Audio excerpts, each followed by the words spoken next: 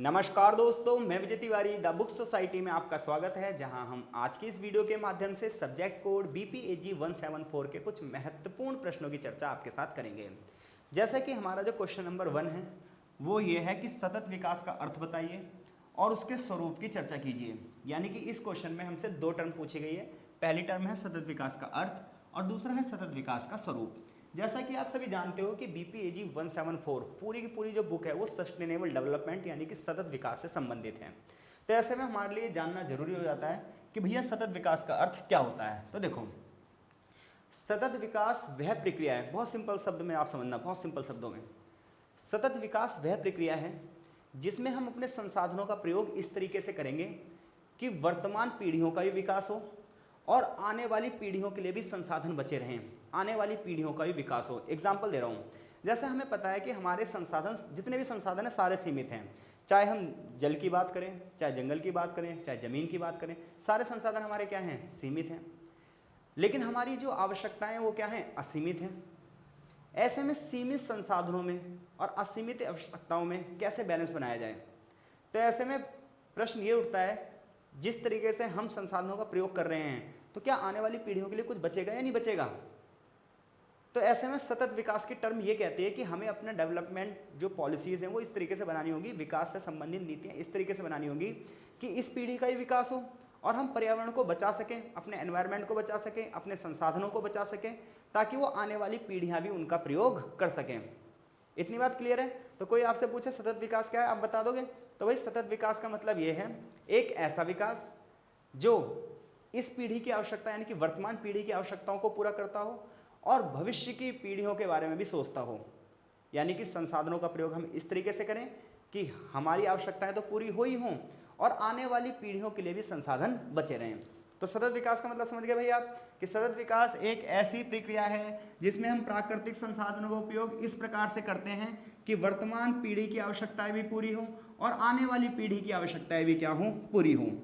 सतत विकास की जो अवधारणा है ये सबसे पहली बार 1987 में ब्रटलैंड रिपोर्ट आई थी, उस रिपोर्ट में दी गई थी और इस रिपोर्ट का जो टाइटल था वो था आवर कॉमन फ्यूचर। तो 1987 में जो ब्रटलैंड रिपोर्ट आई थी एनवायरनमेंट से रिलेटेड और इसका जो टाइटल था आवर कॉमन फ्यूचर, इसमें सबसे पहली बार सतत विकास को कहा गया था और इसमें ये कहा गया था कि सतत विकास एक ऐसा विकास है जो वर्तमान समय की भी ज़रूरतों को पूरा करता है और भविष्य की पीढ़ियों की ज़रूरतों को भी समझता है। सतत विकास का अर्थ तीन चीज़ों पर जोर देता है भाई। सबसे पहले बात, आर्थिक विकास तो होना चाहिए, यानी कि सतत विकास ये नहीं कहता कि हम डेवलपमेंट ना करें, हम आगे ना बढ़ें। सतत विकास ये कहता है आर्थिक विकास तो करना ही करना है। दूसरी बात यह है कि सतत विकास कहता है आर्थिक विकास के साथ साथ पर्यावरण से संतुलन बनाकर करना है, यानी कि हमें एक ऐसा विकास करना है जो पर्यावरण को नुकसान ना पहुंचाए, इको फ्रेंडली डेवलपमेंट होना चाहिए। तो सतत विकास की अवधारणा तीन चीज़ों पर बल देती है।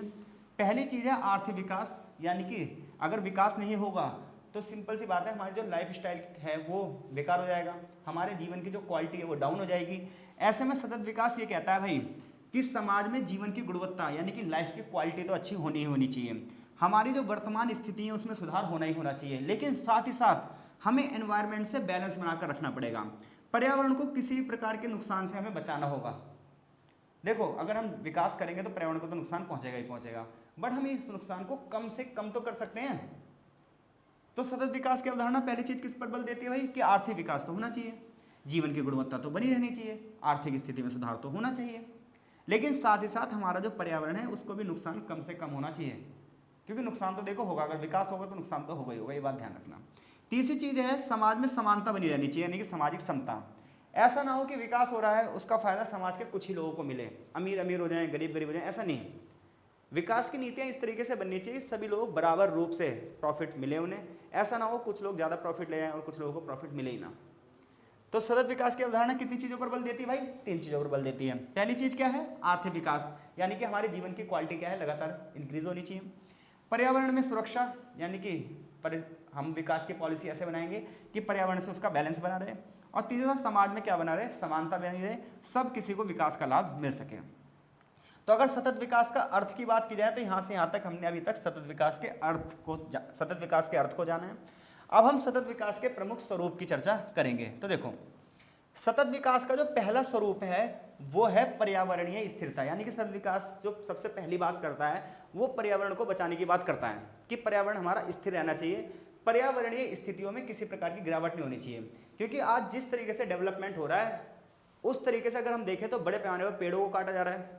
अगर जंगल कम होंगे तो जंगली जीव जंतुओं का जो नुकसान है वो भी होगा, क्योंकि जंगल सिर्फ जंगल ही नहीं है, वहाँ पर जीव जंतुओं का घर भी है वो।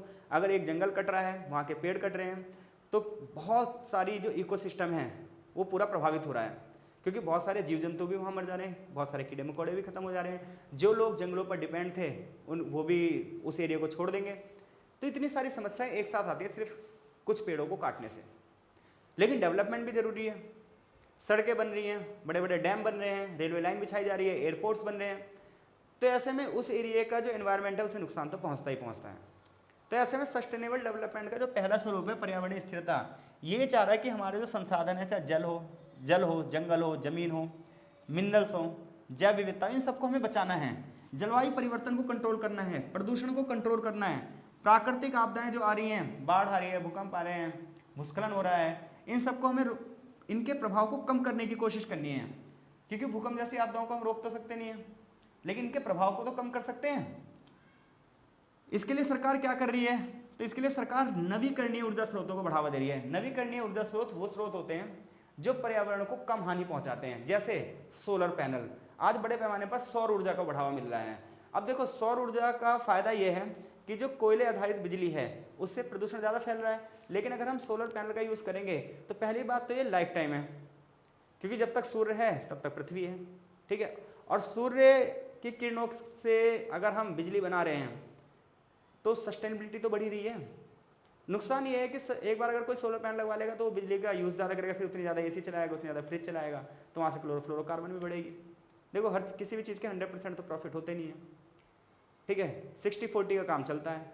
तो ये है कि कुछ चीज़ों को फ़ायदा है, कुछ चीज़ों का नुकसान, लेकिन फिर भी कोयले वाली बिजली से तो बढ़िया ही है सोलर पैनल। तो सरकार क्या कर रही है? नवीकरणीय ऊर्जा को बढ़ावा दे रही है, सोलर पैनल को बढ़ावा दे रही है, पवन ऊर्जा को बढ़ावा दे रही है, जल संरक्षण यानी कि पानी को बचाने की बात कर रही है, कूड़े कचरे को रिसाइकल करने की बात कर रही है। ये सब क्या है? पर्यावरण को स्थिर करने के लिए काम किए जा रहे हैं। सतत विकास का दूसरा स्वरूप है आर्थिक स्थिरता।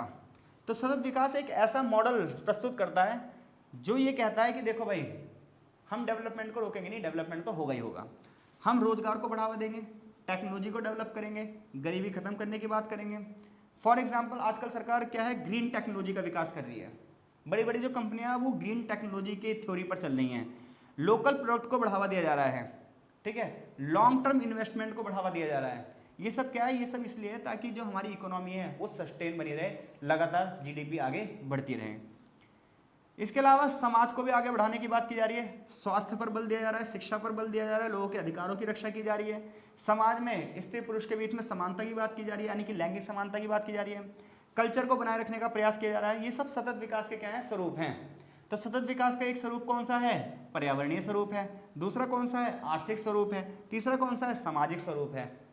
सतत विकास की विशेषताएं क्या हैं? तो सतत विकास की पहली विशेषता यह है कि लॉन्ग टर्म यानी कि लंबी अवधि का दृष्टिकोण है। इसमें हम 1 दिन 2 दिन 1 साल 2 साल की योजनाएं नहीं बनाते हैं। सतत विकास लंबी अवधि का दृष्टिकोण है, ठीक है, लंबे समय का निवेश भी होता है इसमें। यह केवल वर्तमान पीढ़ी नहीं बल्कि भविष्य की पीढ़ियों पर भी केंद्रित है। ऐसे में ये लगातार चलता ही रहता है।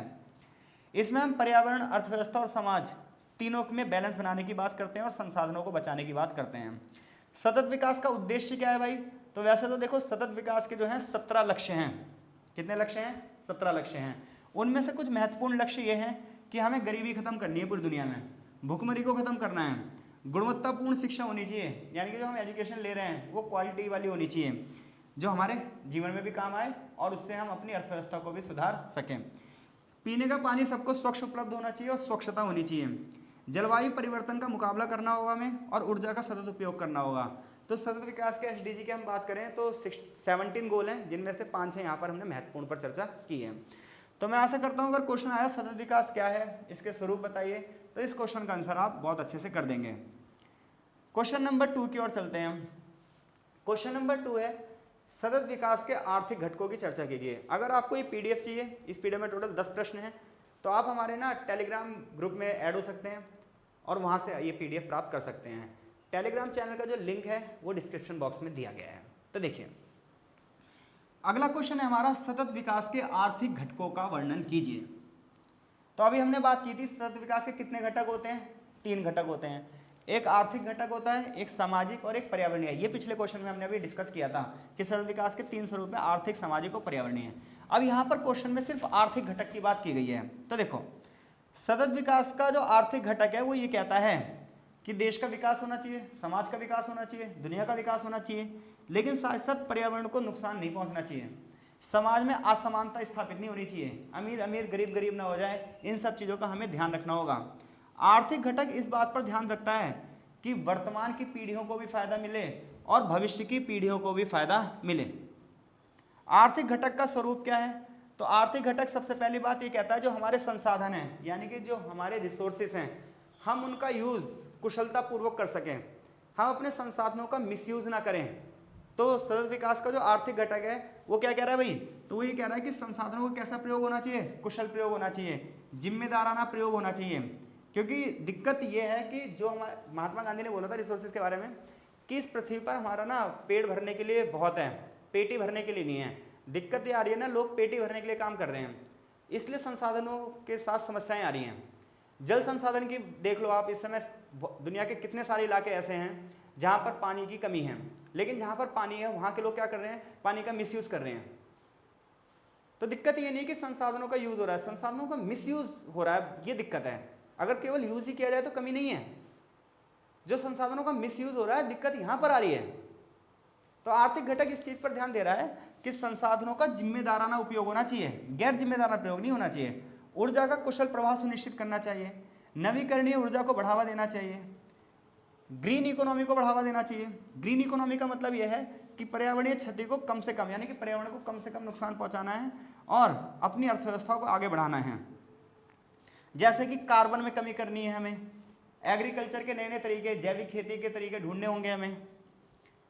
इसके अलावा सतत विकास का जो आर्थिक घटक है ये लॉन्ग टर्म इन्वेस्टमेंट की बात करता है। ये कह रहा है कि सिर्फ समस्याएं इस समय नहीं है कि इस समय की समस्याओं को आप खत्म कर दो, समस्याएं आगे भी तो रह सकती हैं। तो ये लॉन्ग टर्म इन्वेस्टमेंट की बात करता है कि लंबी अवधि का दृष्टिकोण है ये बात हमने पिछले क्वेश्चन में भी कर ली थी। गरीबी खत्म करने की बात करता है आर्थिक घटक, रोजगार के नए नए अवसर सृजित करता है, उद्यमिता और नवाचार। सतत विकास का आर्थिक पहलू व्यापार को बढ़ावा देता है, नवाचार को बढ़ावा देता है, आर्थिक वृद्धि को बढ़ावा देता है और नई नई जो प्रोजेक्ट हैं उसमें इन्वेस्टमेंट की बात करता है। ये सब चीज़ें हमने जो है पहले क्वेश्चन में भी डिस्कस कर ली थी, तो आप ये सारी चीज़ें बहुत ईजी वे में कर सकते हो। इसके फायदे क्या हैं? आर्थिक घटक के लाभ क्या हैं? एनवायरनमेंट को बचाने की बात कर रहा है ये। इससे क्या होगा? रोजगार सृजन होगा, यानी कि लोगों को नौकरियां मिलेगी, रोजगार में सुधार होगा, रोजगार के अवसर आएंगे, गरीबी खत्म होगी, इकोनॉमी जो है स्टेबल रहेगी, अर्थव्यवस्था स्थिर रहेगी। नवाचार और प्रौद्योगिकी यानी कि इनोवेशन होंगे, नई नई टेक्नोलॉजी आएगी, उसमें सुधार होगा, ग्रीन टेक्नोलॉजी आएगी। लेकिन इसमें समस्याएं क्या हैं? समस्या ये है कि गरीब देशों में संसाधन कम है। अगर हम सस्टेनेबल डेवलपमेंट की बात करें तो इसमें शुरुआत की जो इन्वेस्टमेंट है वो बहुत ज़्यादा आती है। जैसे मान लो सोलर पैनल लगवाना है, तो जो लोग गरीब लोग हैं वो कहाँ सोलर पैनल लगवा पाएंगे? हम लोग कहाँ सोलर पैनल लगवा पाएंगे? मिडिल क्लास लोग 1 लाख 1.5 लाख रुपये सोलर पैनल कहाँ लगवा पाएंगे? तो सबसे बड़ी समस्या ये है वित्तीय संसाधनों में कि गरीब देशों में वित्तीय संसाधनों की कमी है, जिसकी वजह से सतत आर्थिक विकास लागू करना बहुत कठिन है। औद्योगिक जो देश हैं, जो बड़े बड़े देश हैं, ये पर्यावरण के प्रति अपनी जिम्मेदारी नहीं समझ रहे हैं। बड़ी बड़ी इंडस्ट्रीज लगे जा रही हैं, धुएं में धुआं फेंके जा रही हैं। तो जब तक वो लोग कंट्रोल नहीं करेंगे खुद को, और जब तक जो अमीर गरीब के बीच में खाई बनी रहेगी, तब तक एनवायरनमेंट ऐसे ही रहेगा। ये सब चीज़ें हम पढ़ेंगे तो, बट जमीनी स्तर पर कब दिखेगी पता नहीं। निष्कर्ष ये निकलता है कि सतत विकास का जो आर्थिक घटक है ये विश्व के विकास के लिए एक नई दिशा तो प्रदान करता है, लेकिन साथ ही साथ हमें संसाधनों को जिम्मेदार रूप से प्रयोग भी करना होगा, समाज में समानता भी लानी होगी और पर्यावरणीय सुरक्षा को भी ध्यान रखना होगा। बीपीएजी 174 के एक एक चैप्टर की वीडियो हमने अपलोड कर रखी है। अगर आपने वो चैप्टर पढ़ रखे हैं तो इन क्वेश्चनों को समझना आपके लिए और ज़्यादा आसान हो जाएगा। बस इतना ध्यान रखना, इस पूरी बुक में आपको सस्टेनेबल डेवलपमेंट यानी कि सतत विकास से संबंधित बात करनी है। और सतत विकास एक ऐसा विकास है जो कह रहा है संसाधनों को इस तरीके से प्रयोग करो कि वर्तमान पीढ़ी की आवश्यकताएं पूरी हों और भविष्य की पीढ़ी की भी आवश्यकताएं पूरी हों। क्वेश्चन नंबर 3 बहुत इंपॉर्टेंट क्वेश्चन है, बहुत ज़्यादा संभावना है इस क्वेश्चन के आने की, कि सामुदायिक क्षमता निर्माण और मानव विकास दृष्टिकोण सतत विकास के प्रमुख दृष्टिकोण है, टिप्पणी कीजिए।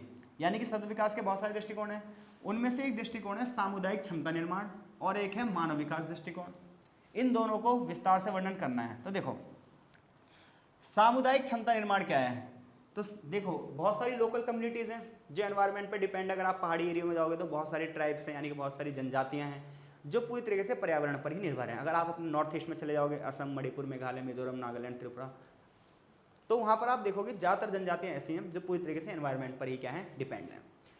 अब ऐसे में क्या है, जो उनके पास संसाधन है उनकी उपयोगिता उन्हें पता ही नहीं है, क्योंकि हम देखो चीज़ों का मिसयूज़ जब करते हैं जब हम उन चीज़ों के बारे में जानते ही नहीं हैं। अगर हम किस चीज़ के बारे में जान रहे हैं, उसके यूजेस जान रहे हैं, वो हमारे लिए किस तरीके से प्रॉफिटेबल है, तो हम उसे बचाने का प्रयास करेंगे। ऐसे में जो सामुदायिक क्षमता निर्माण दृष्टिकोण है, ये दृष्टिकोण यही कहता है कि जो लोकल कम्युनिटीज़ हैं, कौन सी कम्युनिटीज़ हैं, लोकल कम्युनिटीज़ हैं, उनके संसाधनों का उन्हें ज्ञान देना होगा, उनके कौशल यानी कि स्किल को विकसित करना होगा, ताकि वो अपने समाज का विकास कर सकें, अर्थव्यवस्था का विकास कर सकें और पर्यावरणीय समस्याओं का समाधान कर सकें। तो सामुदायिक मतलब क्या होता है, कम्युनिटी। तो सामुदायिक क्षमता निर्माण दृष्टिकोण ये कहता है जो लोकल कम्युनिटीज़ हैं, जो स्थानीय समुदाय हैं, उनके संसाधनों का हमें उन्हें ज्ञान देना होगा, उनके स्किल्स को डेवलप करना होगा, ताकि वो अपनी पर्यावरणीय समस्याओं को, सामाजिक समस्याओं को, आर्थिक समस्याओं को खुद दूर कर सकें, ताकि सारे जो समुदाय हैं वो आत्मनिर्भर बन सकें। और जब देश का हर एक व्यक्ति आत्मनिर्भर होगा तो देश भी आत्मनिर्भर हो जाएगा। विशेषताएं क्या है सामुदायिक क्षमता निर्माण दृष्टिकोण की, तो ये लोकल जो रिसोर्सेस है उसके उपयोग की बात करता है। कम्युनिटी में पार्टिसिपेशन, यानी कि समुदाय का हर एक व्यक्ति भागीदार हो सके, हर एक व्यक्ति के पास जानकारी हो सके, हर एक व्यक्ति के पास स्किल्स हो सके, इस चीज़ पर ध्यान देता है। लोकल लेवल पर लीडरशिप को बढ़ावा देता है ताकि लोकल कम्युनिटीज़ अपने मुद्दों को खुद हल कर सकें। आर्थिक और सामाजिक सशक्तिकरण को बढ़ावा देता है, लोकल लेवल पर ही रोजगार को, अवसरों को बढ़ावा देता है, लोकल लेवल पर एजुकेशन का लेवल अच्छा हो सके और हेल्थ फैसिलिटीज़ हो सके, इसके लिए भी काम करता है। महत्व क्या है सामुदायिक क्षमता निर्माण का, तो देखो भाई सामुदायिक क्षमता निर्माण का महत्व यह है कि स्थानीय स्तर पर यानी कि लोकल लेवल पर निर्णय लेने की क्षमता मजबूत होती है। इसके अलावा गरीबी उन्मूलन यानी गरीबी खत्म करने की दिशा में ये एक महत्वपूर्ण कदम है। लैंगिक समानता यानी कि स्त्री पुरुष के आधार पर जो भेदभाव होते हैं उन्हें खत्म करने की दिशा में एक बहुत बड़ा कदम है सामुदायिक विकास कार्यक्रम। तो अगर सामुदायिक विकास कार्यक्रम आता है तो सामुदायिक विकास कार्यक्रम का मतलब क्या है भाई, तो सामुदायिक विकास कार्यक्रम का मतलब ये है कि जो लोकल कम्युनिटीज़ हैं उन्हें जो वहाँ के लोकल रिसोर्सेज हैं उनका ज्ञान दिया जाए, उनकी स्किल्स को बढ़ावा दिया जाए, हेल्थ फैसिलिटीज दी जाए, एजुकेशनल फैसिलिटीज दी जाए, ताकि वो अपने एनवायरनमेंट को बचा सकें और देश की तरक्की में अपना योगदान दे सकें। अगला जो इसमें पूछा गया था हमसे वो था मानव विकास दृष्टिकोण। अब देखो मानव विकास दृष्टिकोण क्या होता है, तो देखो मानव विकास जो दृष्टिकोण है ये एक अर्थशास्त्री थे डॉक्टर महबूब उल हक और एक थे प्रोफेसर अमर्त्य सेन।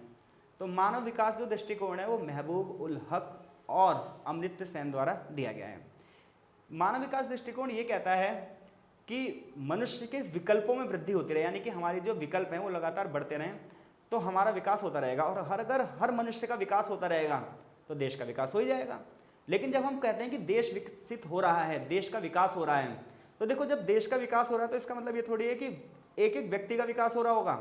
लेकिन अगर मैं ये कह रहा हूँ कि एक एक व्यक्ति का विकास हो रहा है, इंडिविजुअल डेवलपमेंट हो रही है, तो देश का विकास तो अपने आप ही हो जाएगा, क्योंकि देश किससे बना है, व्यक्तियों से बना है। तो ध्यान रखना, जब हम बात करते हैं देश विकास कर रहा है तो कोई जरूरी नहीं है देश का हर बंदा विकास कर रहा होगा, लेकिन मैं कहूँ देश का हर व्यक्ति विकास कर रहा है तो देश विकास करेगा ही करेगा। तो मानव विकास दृष्टिकोण जो है वो इंडिविजुअल डेवलपमेंट की बात कर रहा है। प्रोफेसर अमर्त्य सेन और महबूब उल हक द्वारा ये अवधारणा दी गई है। ये कहता है मानव विकास दृष्टिकोण कि हमें 3 चीज़ों पर बल देना होगा। सबसे पहले हेल्थ पर बल देना होगा, क्योंकि हेल्थ इज़ वेल्थ। अगर हम अपनी हेल्थ पर ध्यान दे रहे हैं, हेल्थ का मतलब है कि जीवन प्रत्याशा उच्च होनी चाहिए, एवरेज एज अच्छी होनी चाहिए, लंबा जीवन होना चाहिए और स्वास्थ्य जीवन होना चाहिए। तो सबसे पहले हमें अपनी हेल्थ पर ध्यान देना होगा। दूसरी चीज़ है फिर एजुकेशन पर ध्यान देना होगा, क्योंकि एजुकेशन हमारे सामने अपॉर्चुनिटीज़ के बहुत सारे क्या हैं, गेट खोलती है। अगर हम अनएजुकेटेड हैं तो ये मान के चलो बहुत सारी अपॉर्चुनिटीज़ हमारे लिए ख़त्म हैं। तो सबसे पहले हमें हेल्थ पर ध्यान देना होगा, फिर अपनी एजुकेशन पर ध्यान देना होगा, फिर हमें अपने रिसोर्सेज पर ध्यान देना होगा, क्योंकि हमारी परचेजिंग पावर जितनी ज़्यादा होगी, इनकम जितनी ज़्यादा होगी, उतनी ज़्यादा हमारे पास रिसोर्सेज भी होंगे। तो मानव विकास की अवधारणा लंबे और स्वस्थ जीवन, शिक्षा और ज्ञान तक पहुँच और एक सम्मानजनक जीवन जीने के लिए संसाधनों पर बात करती है। मानव विकास दृष्टिकोण की बात करें तो सतत विकास में इनका योगदान है, क्योंकि ये शिक्षा को बढ़ावा देने की बात करता है, स्वास्थ्य सेवाओं को बढ़ावा देने की बात करता है, लैंगिक समानता यानी कि स्त्री पुरुष के आधार पर जो भेदभाव होते हैं उसे खत्म करने की बात करता है, और आर्थिक विकास की बात करता है। सामुदायिक क्षमता निर्माण और मानव विकास दोनों एक दूसरे से जुड़े हुए हैं, क्योंकि सामुदायिक क्षमता निर्माण भी क्या है, कम्युनिटी बेस पर हर व्यक्ति को आगे बढ़ाने की बात करता है, और मानव विकास दृष्टिकोण में हर किसी को आत्मनिर्भर बनाने की बात करता है।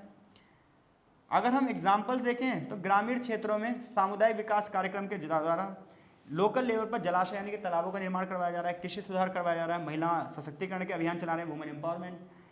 भारत में जो मनरेगा योजना चल रही थी अभी हाल ही में उसका नाम भी बदला गया है, ठीक है। इसके माध्यम से लोगों को रोजगार प्रोवाइड करवाया जा रहा है, शिक्षा और स्वास्थ्य में सुधार किए जा रहे हैं।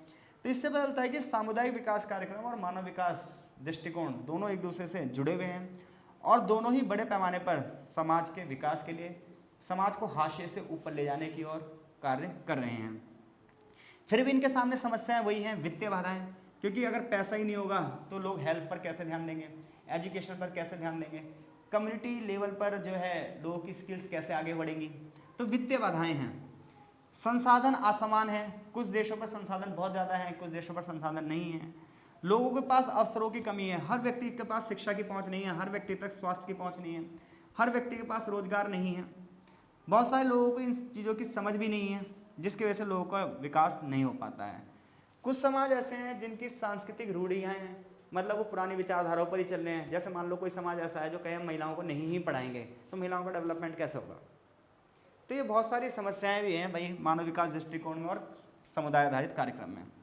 आशा करता हूँ कि इन क्वेश्चनों में से कोई भी क्वेश्चन आया अभी तक जो हमने पढ़े हैं वो आप डेफिनेटली कर दोगे। क्वेश्चन नंबर 4 की ओर चलते हैं। क्वेश्चन नंबर 4 आपके पेपर में टिप्पणी करने के लिए आता है, और यहाँ पर जो टिप्पणी करने के लिए हमारे पास क्वेश्चन दिया गया है वो क्वेश्चन ये है कि वैश्विक सामूहिक धरोहर की अवधारणा पर टिप्पणी करो, और दूसरा जो टिप्पणी करना है हमें वो पर्यावरण और विकास पर रियो घोषणा पत्र पर करना है। टिप्पणी वाले जो क्वेश्चन आप करोगे उनके उत्तर आपको 200 शब्दों में देने हैं। कितने शब्दों में? 200। और जो बड़े क्वेश्चन करोगे उनके आंसर 400 से 500 शब्दों में आप लिखोगे।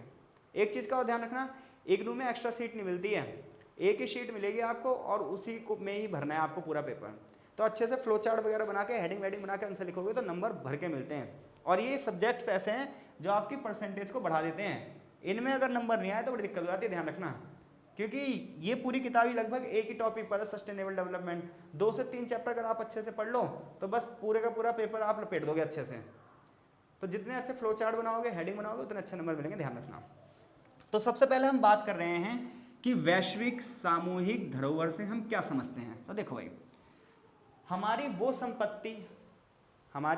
वो संपत्ति जिस पर किसी एक व्यक्ति का, किसी एक कम्युनिटी का, किसी एक देश का कोई हक नहीं है, बल्कि पूरे विश्व का समान हक है। ऐसी संपत्ति को हम कौन सी संपत्ति कहते हैं? वैश्विक सामूहिक धरोहर। यानी कि वो संपत्ति जिस पर किसी एक व्यक्ति का, किसी एक कम्युनिटी का, किसी एक देश का हक नहीं, बल्कि पूरे विश्व का समान रूप से हक हो, ऐसी संपत्ति को हम क्या बोलते हैं? वैश्विक सामूहिक संपत्ति। एग्जाम्पल है वायुमंडल। अब देखो, जो हमारे एटमॉस्फेयर है, जो हमारा वायुमंडल है, अगर ओजोन परत में छेद हो रहा है तो इसका नुकसान सबको हो रहा है, नहीं हो रहा है? तो जो हमारा पूरा का पूरा जो वायुमंडल है, ये किसी एक व्यक्ति की संपत्ति नहीं है, किसी एक देश की संपत्ति नहीं है, किसी एक समुदाय की संपत्ति नहीं है, किसी एक समाज की संपत्ति नहीं है, बल्कि ये पूरे विश्व की समान संपत्ति है। तो इसे बचाने के लिए पूरे विश्व को समान रूप से प्रयास भी करना होगा। ये ऐसी संपत्ति, अगर इसको नुकसान होता है तो पूरे विश्व को नुकसान होगा। इसी तरीके से हमारा अंतरिक्ष, स्पेस, तो अंतरिक्ष का प्रयोग हमें शांति और वैज्ञानिक विकास के लिए करना चाहिए। अंतरिक्ष पूरे विश्व की संपत्ति है। आप अपनी सैटेलाइट लॉन्च करो, अंतरिक्ष भेजो, कोई नहीं रोक रहा आपको। ध्रुवीय क्षेत्र, जो अंटार्कटिका है, ग्लेशियर्स हैं वहाँ पर, पूरे विश्व की साझी संपत्ति है। अगर उसे नुकसान हो रहा है तो पूरे विश्व को समान रूप से नुकसान होगा। महासागर, जितने भी 5 महासागर हैं हमारे, इनको अगर नुकसान पहुंचता है तो पूरे विश्व को समान रूप से नुकसान पहुंचेगा। तो ये ऐसी संपत्ति जिस पर किसी एक व्यक्ति का नहीं, एक देश का नहीं, बल्कि पूरे विश्व का क्या है? समान रूप से स्वामित्व है, पूरे विश्व की संपत्ति है ये। तो अगर पूरा विश्व इन्हें अपनी संपत्ति समझेगा तो पूरा विश्व इन्हें बचाने के लिए प्रयास करेगा। आज हमारे एटमॉस्फेयर जो है वो पॉल्यूटेड क्यों है? वायुमंडल प्रदूषित क्यों है? क्योंकि हर देश अपने अपने विषय में सोच रहा है। अगर हर देश ये सोचे कि वायुमंडल सामूहिक संपत्ति है तो हर कोई इसे बचाने के लिए प्रयास करेगा, तो पॉल्यूशन जैसी समस्याओं से क्या है? निजात फैलेगी। लेकिन विश्व तो छोड़ दो, लोकल लेवल पर व्यक्ति खुद अपनी भागीदारी नहीं निभा रहा है। तो अगर आपसे क्वेश्चन ये पूछा जाए वैश्विक सामूहिक धरोहर क्या है, तो आप बोलोगे वैश्विक सामूहिक धरोहर ऐसी संपत्ति हैं जो किसी एक देश की नहीं है, किसी एक कम्युनिटी की नहीं है, बल्कि मानवता की विरासत है, पूरे विश्व की विरासत है। एग्जाम्पल है वायुमंडल, महासागर, अंतरिक्ष और ध्रुवीय क्षेत्र। ये अवधारणा इन सभी चीज़ों को बचाने की बात करती है और पर्यावरणीय समस्याओं को खत्म करने की बात करती है। अब हम बात करते हैं रियो घोषणा पत्र। तो देखो 1992 की बात थी, कब की बात थी? 1992 की। ब्राज़ील का शहर है रियो। तो 1992 में ब्राज़ील के शहर रियो में हजारों स्वयंसेवी संगठन, हजारों पर्यावरण से संबंधित कार्यकर्ता और लगभग 170 से अधिक देश शामिल होते हैं। और इन सब की समस्या यह है कि पर्यावरण को कैसे बचाया जाए, अपनी अर्थ को कैसे बचाया जाए, क्योंकि हमारी अर्थ खतरे में है। पीने के पानी की कमी हो रही है, जलीय जीव जंतु जो हैं मर रहे हैं, जंगली जीव जंतु भी कम हो रहे हैं। आने वाले समय में पीने के पानी की बहुत गंभीर समस्या हो जाएगी, ग्लेशियर्स पिघल रहे हैं। तो 1992 में पर्यावरण से संबंधित चिंताओं पर एक सम्मेलन हुआ जिसे हम रियो सम्मेलन कहते हैं। ये सम्मेलन ब्राज़ील में हुआ था, ठीक है। तो 1992 में रियो डी जेनेरियो जो कि ब्राज़ील में है, यहाँ पर प्रथम पृथ्वी सम्मेलन हुआ और इसमें यह कहा गया कि हमें एनवायरनमेंट को बचाना होगा। इसकी विशेषता ये थी, यहीं पर सस्टेनेबल डेवलपमेंट की थ्योरी दी गई, सतत विकास का सिद्धांत जो है रियो घोषणा पत्र में दिया गया। और ये भी कहा गया कि संपत्ति सबकी साझी है लेकिन जिम्मेदारियां अलग अलग हैं। देखो क्या चीज़ है, रियो सम्मेलन में ये कहा गया कि सभी लोग पर्यावरण को बचाने के लिए समान रूप से भागीदारी करेंगे, लेकिन बात यह कि जिसने नुकसान ज़्यादा पहुंचाया भरपाई भी तो वही करेगा। यूरोपियन देशों ने सबसे ज़्यादा डेवलपमेंट की है, यूरोपियन देशों ने सबसे ज़्यादा नुकसान ही पहुंचाया पर्यावरण को। तो ऐसे में भारत जैसे देश हैं, चीन जैसे देश हैं, इन सबको छूट दी गई कि भाई इन लोगों ने इतना नुकसान नहीं पहुंचाया है तो इनके ऊपर पर्यावरण से संबंधित जो बंदिशें हैं वो थोपी नहीं जानी चाहिए। तो आपसे पूछे रियो घोषणा पत्र पर टिप्पणी करो तो आप बोल देना ब्राज़ील के शहर रियो डी जेनेरियो में 1992 में एक सम्मेलन हुआ पृथ्वी को बचाने के लिए। इसे प्रथम पृथ्वी सम्मेलन या रियो सम्मेलन कहा जाता है। इस सम्मेलन में सस्टेनेबल डेवलपमेंट की बात की गई और इस सम्मेलन में एक सिद्धांत आया, साझा संपत्ति लेकिन जिम्मेदारियां अलग अलग। क्योंकि संपत्ति साझी है तो सब लोगों को बचाने के प्रयास भी साझे करने चाहिए, लेकिन जिन्होंने नुकसान ज़्यादा करा है तो भरपाई भी तो वही ज़्यादा करेंगे। क्योंकि अमेरिकन देशों ने, यूरोपियन देशों ने सबसे ज़्यादा इंडस्ट्रीज डेवलप की रही हैं, सबसे ज़्यादा इंडस्ट्रियल रेवोल्यूशन भी वहीं पर ही हुआ है, सबसे ज़्यादा तो पर्यावरण को नुकसान भी उन्होंने ही पहुँचाया है। ऐसे में जो छोटे छोटे देश हैं, एशिया के देश हैं, अफ्रीका के देश हैं, जब इनकी तरक्की नहीं हुई तो इन्होंने पर्यावरण को नुकसान भी नहीं पहुँचाया होगा। तो फिर इनके ऊपर पर्यावरण से संबंधित बंदिशें अगर लागू कर दी गई तो इन क्षेत्रों का विकास कैसे होगा। ये बात रियो घोषणा पत्र में हुई थी। तो टिप्पणी करनी है 2 शब्दों में, आप कर सकते हैं। आगे के जो क्वेश्चन है हम इस वीडियो के पार्ट 2 में आपके साथ डिस्कस करेंगे। अब तक हमने 4 क्वेश्चन आपके साथ डिस्कस किए हैं। आशा है चीज़ें आपको समझ में आई होंगी। कमेंट बॉक्स में अपनी प्रतिक्रिया जरूर दें ताकि हम जल्द से जल्द इसका पार्ट 2 भी अपलोड कर सकें। तो बहुत बहुत धन्यवाद आपका, मिलते हैं पार्ट 2 में।